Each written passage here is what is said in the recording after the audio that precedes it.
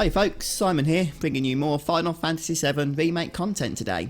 And something I've been thinking of the last couple of days is exactly how Square might handle the whole concept of Red XIII being in the upcoming remake. And the reason I've been thinking about this is we know that the remake is going to be set around Midgar, and you'll probably remember in the original Final Fantasy VII that Red XIII does become a playable party member in Midgar, but it's right at the end of the Midgar section, just before the party leaves to continue on with their adventures. So what does this mean for the remake, and how exactly are Square going to handle him as a playable party member? Well, let's look at the facts. Now, in everything that we know so far in terms of the gameplay videos and trailers that we've seen about the Final Fantasy VII Remake, the only characters we've seen in action are Cloud, Barrett, Tifa and Aerith in terms of actual playable party members. Now, it's very possible that Square are hiding the fact that there are many more playable party members that are going to be available in the upcoming remake. Perhaps characters such as Jessie might be playable and actual valuable members of the team. That would be a nice little thing that could be included, I guess, but Square haven't said anything about that. Now, we also know that it's still going to be a limit of 3 party members in battle at any one time. So it kind of seems strange if the only 4 playable party members, Cloud, Tifa, Barrett and Aerith, was all there were that the player could collect throughout the course of the game, because then it seems that they may as well have just made 4 the battle limit as opposed to 3, otherwise one person on their own is always going to be excluded. But in terms of the actual canon party members that we know of already for sure, the only other one that we haven't seen is Red XIII, and as far as I can assume there are going to be multiple paths that Square could choose to take in terms of his character. The first, of course, is that they implement the original design. That is, he becomes a fully playable character and all his attributes and abilities are implemented as with the other party members, and he's just only available to play for a couple of hours before the end of the game. That is certainly one possibility.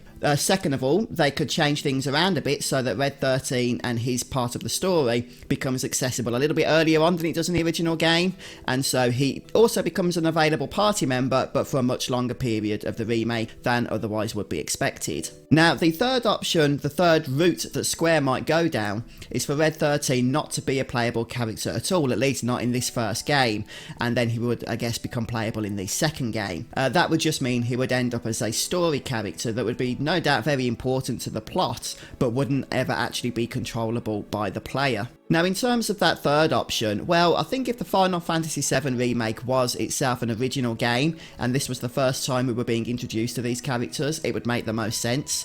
But because it is a remake, and a lot of fans would be upset if Red XIII wasn't a playable character, I don't see this as an option that Square are really going to consider all that seriously. So I do firmly believe that Red XIII is going to become a playable party member. Now, when will this occur? Well, it's very possible that we already know there are going to be extra plot elements in the game, that the section towards the end of Midgar in the original game, where Red XIII is held captive and freed by Avalanche, actually occurs a little bit earlier on during the remake. I don't mean very early, still probably after the first half, but some of these extra plot elements that we don't fully understand or know much about yet could actually take up the final part of Midgar for a huge finale that didn't occur in the original game, and therefore Red XIII would be available for all of that also. So basically what I'm saying is we go through the section of the Shinra headquarters where we end up rescuing Aerith, rescuing Red XIII, having them join our party, and where then in the original game we would go off to, leave Midgar and head out into the big wide world.